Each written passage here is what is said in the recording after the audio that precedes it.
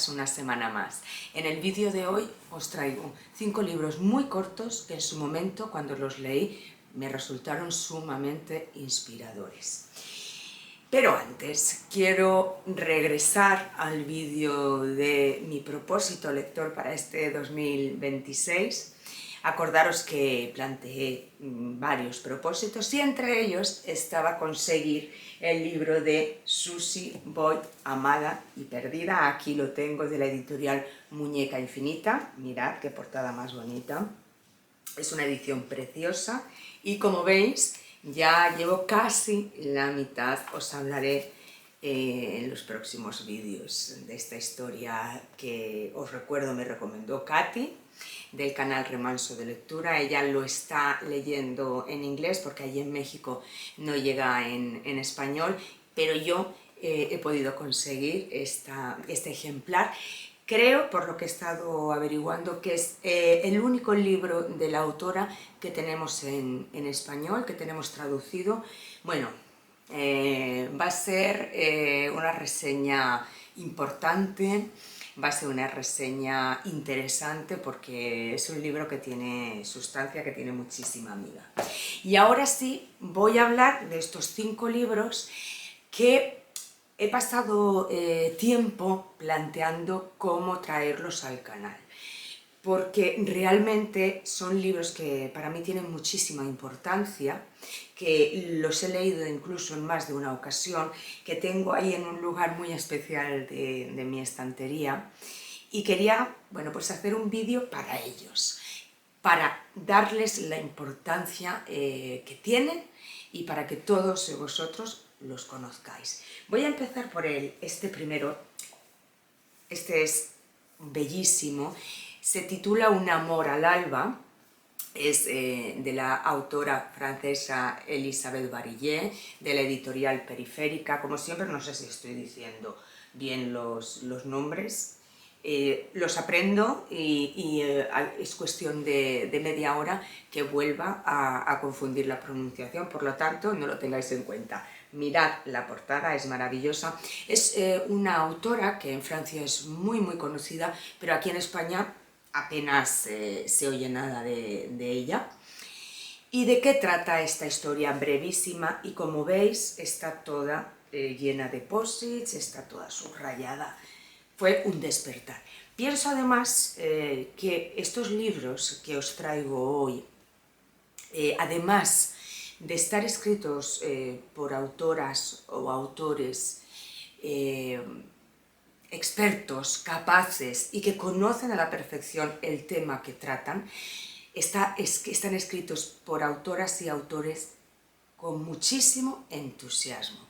Y esto es un rasgo importantísimo que muchas veces no se tiene en cuenta, pero qué importante, qué significativo resulta acudir a una lectura donde el autor, además de ser buen escritor y de conocer el tema a tratar, nos contagia su propio entusiasmo. Y estos 5 libros, bueno, a excepción de uno, que ahora explicaré el porqué, reúnen todos esta característica a la que yo le doy muchísimo valor. Bueno, no me enrollo más, paso a hablaros sobre esta historia. Esta historia, en esta historia la autora nos habla de 2 personajes reales, que son Anna Akhmatova, la poeta, y Amedeo Modigliani. Bien, ¿cómo surge esta historia? En 2010 se subasta un busto, una cabeza tallada por el escultor Amedeo Modigliani, y se paga una millonada por ella. Esto estoy hablando en 2010. Al tiempo, la autora ve en el catálogo de la casa de subastas y reconoce en ese busto a una mujer, Anna Akhmatova. Entonces esto le provoca muchísima contrariedad y muchísima curiosidad, y a partir de ahí comienza su proceso de investigación. ¿Dónde lleva este proceso de investigación? A 100 años atrás, en el año 1910, cuando la poeta de luna de miel viaja a París y allí conoce al escultor Amedeo Modigliani. Él malvive, no se le reconoce su trabajo, anda de pensión en pensión mugrienta, y ella, bueno, pues es una señora recién casada que va a disfrutar de unos días con su recién marido.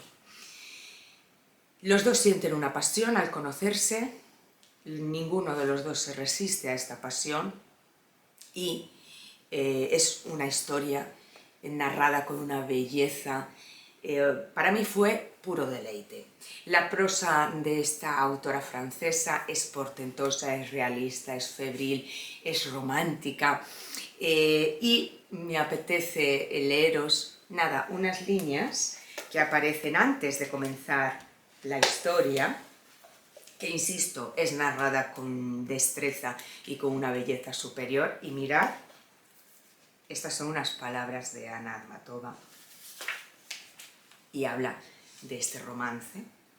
Dice: todo aquello ocurrió en la prehistoria de nuestras vidas, la suya demasiado breve, la mía demasiado larga.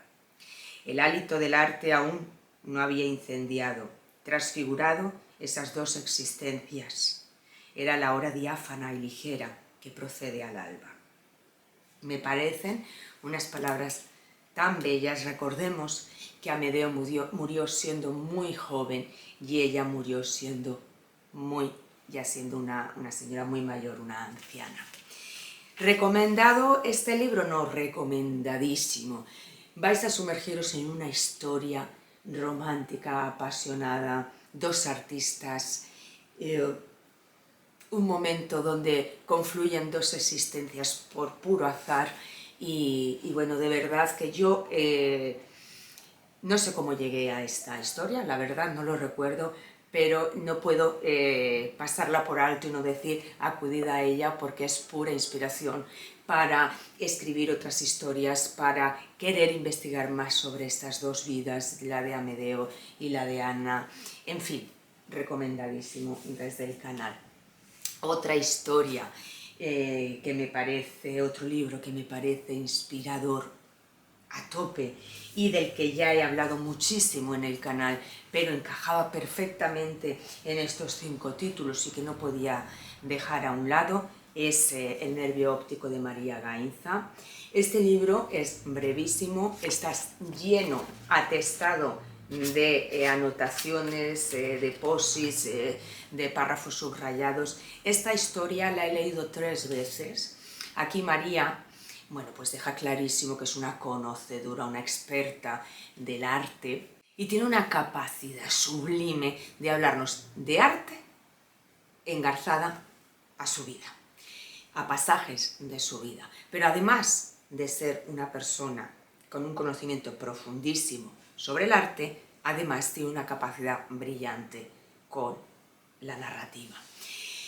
Lo leí una primera vez, me pareció un descubrimiento, me pareció una buena lectura, pero sabía que quedaba mucho por descubrir. Volví al tiempo nuevamente con una segunda lectura, descubrí maravilla pura, y hace unos meses, volví a leerlo por tercera vez, y bueno, pues ya fue el sumum. Qué bien escribe María Gainza, no se necesita absolutamente desperdiciar hojas, tiempo, palabras, no, concisión, precisión, eficacia, y esto es lo que nos ofrece María Gainza con El nervio óptico. Nos va a hacer pasar un rato maravilloso, entretenido, vamos a aprender, nos va a provocar curiosidad por pintores que seguramente ni conocíamos, vamos a pasear con ella por museos a los que no hemos podido asistir, que siquiera conocemos, y a través de ella vamos a realizar un tour maravilloso recorriendo y paladeando obras de arte, y lo hace de una manera tan liviana, tan cómoda, tan accesible, que de verdad merece la pena. Así, yo lo he leído 3 veces, El nervio óptico, cada vez me ha gustado más, y desde aquí nuevamente, porque este libro lo he recomendado hasta la saciedad, quien todavía no haya leído El nervio óptico, que nos entretenga y que lo haga inmediatamente. Otro libro que reúne las características de las que he hablado al principio del vídeo: brevedad, eficacia, belleza, inspiración, es sin duda Concierto sin poeta, del autor Klaus Modig. ¿Aquí qué nos encontramos? Bueno, pues aquí nos encontramos que el autor nos abre las puertas de Bakerhof. Esto es una colonia de artistas ubicada en Alemania, y el artista, el personaje principal de esta historia es Henry Vogeler.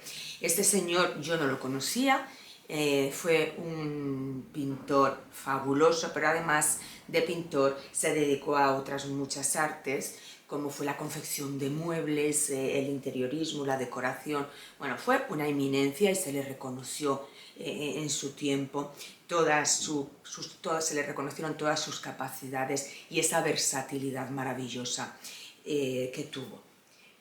¿A dónde nos lleva este autor? Bueno, pues nos lleva a que confluyan su personaje principal, Henry Vogeler, que es este pintor, y un jovencísimo Rainer Maria Rilke. Confluyen en un momento determinado. Rilke decide, se me cae el libro, Rilke decide irse a vivir una temporada a esta colonia de artistas con su mujer. La mujer de, yo esto tampoco lo sabía, la mujer de Rilke. Fue un matrimonio que duró muy poco, pero era una mujer, era una artista, era pintora, y allí con su marido se plantaron en esta colonia de artistas, encontrándose con muchos otros personajes muy significativos de la cultura en ese periodo, y es una historia bellísima. ¿El autor en qué se centra? Bueno, en estos personajes y en un cuadro que se titula Tarde de verano, y está por aquí. Bueno, nos va desarrollando, aquí está, esta pintura, que es una pintura que realmente, que existe, que se realizó. Es un concierto que se realizó en la entrada de una casa, de una de las casas de Bakerhof. Es una historia rescatada del tiempo, en ese tiempo que no pudimos estar, y es una suerte que este autor haya averiguado y nos la haya traído en una historia tan accesible y tan inspiradora. Y si mi propósito era descubrir la figura de Rilke, cuando llegué a esta historia, nada más lejos de la realidad, Rilke aparece, pero casi como una sombra del protagonista, del personaje principal, que me encantó conocer, porque el personaje principal cavila, lucubra sobre el principio y el fin de la existencia, nos hace zambullirnos en su pasión, en ese día a día tan diferente al de cualquier existencia convencional, y bueno, pues nos hace experimentar sensaciones que, si no acudimos a esta historia, no las vamos a conocer. Me resultó muy inspirador porque además, después de esta lectura, escribí un relato que titulé Tarde de verano. Es un relato muy bello que me sirvió para conseguir un premio. Ahora pondré por aquí un poquito para ubicaros. Y bueno, pues qué deciros, que disfruté muchísimo con esta lectura, descubriendo momentos y personajes únicos, y luego disfruté muchísimo componiendo mi propia historia, que además fue premiada, y bueno, pues ya qué mejor, ¿no? Entonces, muy recomendable esta historia que os acabo de traer. Ahora os voy a hablar de un libro que, si bien me pareció tedioso, horrible, la autora no para de dar vueltas sobre la nada, no aporta nada nuevo, un desastre. No os recomiendo que lo leáis, pero ahora voy a ir al meollo de la cuestión. Estoy hablando de la autora Michelle Desbordes, El vestido azul, también de Periférica, uno de los pocos libros de esta editorial que no me gustaron nada, porque esta editorial suele ofrecer un contenido que va muy en la línea de lo que a mí me gusta. En este caso fue un puro desastre, pero sí que hay muchas cosas subrayadas, aunque lo que dice en 140 y tantas páginas lo podía haber dicho en 25. Por lo tanto, no fue de mi agrado porque me hizo perder el tiempo. Dicho esto, ¿por qué os traigo este libro como libro breve y muy inspirador? Porque me acercó a un personaje del que todavía no me he desprendido, del que he escrito muchísimo y por el que también he recibido algún que otro premio. Estoy hablando de la escultora francesa Camille Claudel. Me parece un personaje que desde aquí os invito a que conozcáis si todavía no habéis leído nada sobre Camille Claudel. Ella fue una escultora francesa que se enamoró de su maestro, de Auguste Rodin. Mantuvieron una relación sentimental, él estaba casado, ella era soltera.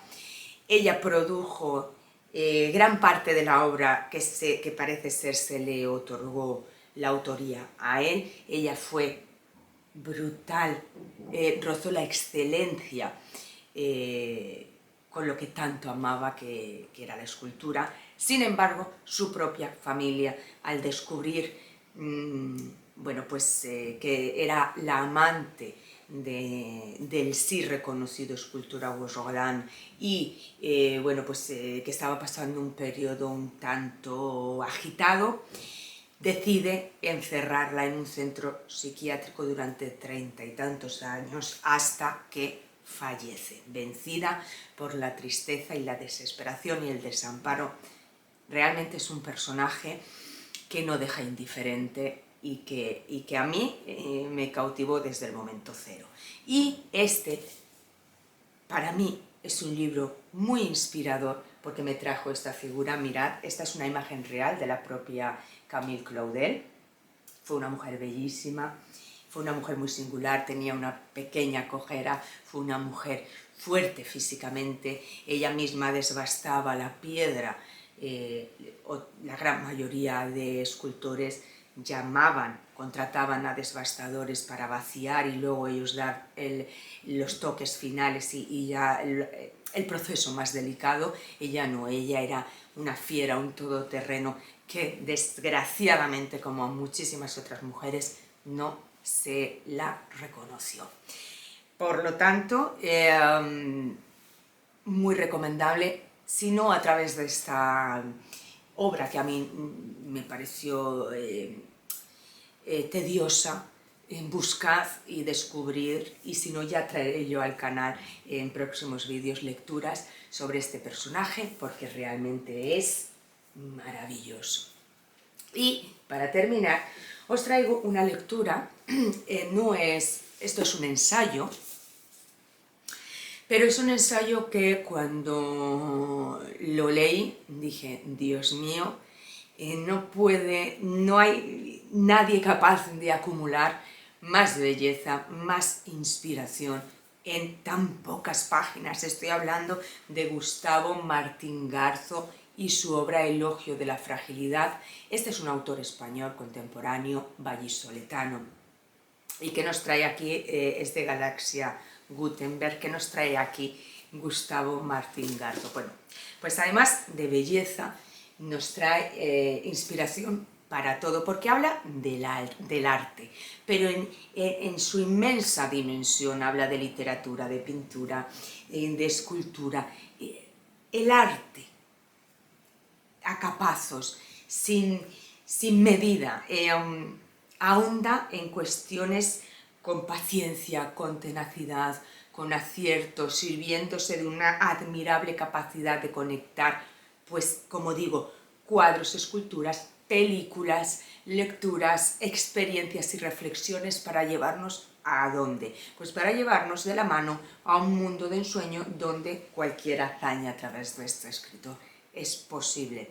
Este ensayo es un desfalco absoluto de belleza que transforma al lector y nos crea nuevos intereses, porque nos habla de artistas que o no conocemos o conocemos muy poquito, y como nos habla con ese entusiasmo, no podemos aguantarnos y necesitamos saber más de ellos. Es una lectura muy potente que recomiendo encarecidamente, de una prosa luminosa, viva y muy sugerente. Así que aprovecho nuevamente, porque este ensayo lo he recomendado en más de una ocasión. Bueno, pues insisto, libro que se lee en un rato, el libro inspirador y libro cargadísimo de belleza, un buenísimo trabajo que ha realizado Gustavo Martín Garzo. Entonces, para concluir, recordaros que hoy os he traído 5 lecturas que se leen en un par de días y que no os vais a quedar simplemente con esa lectura, sino que esa lectura os va a provocar investigar, descubrir, derramar, y esa es la fascinación de las obras que os traigo hoy y lo que pretendo ofreceros en el vídeo de hoy, esa evocación, esa inspiración, esa ilusión, con historias súper breves que sé no os van a defraudar. Sin más, pues como siempre me despido. Hasta el próximo vídeo, intentaré que sea la semana que viene, 15 días como máximo. Besos, abrazos y hasta la próxima, cuentista.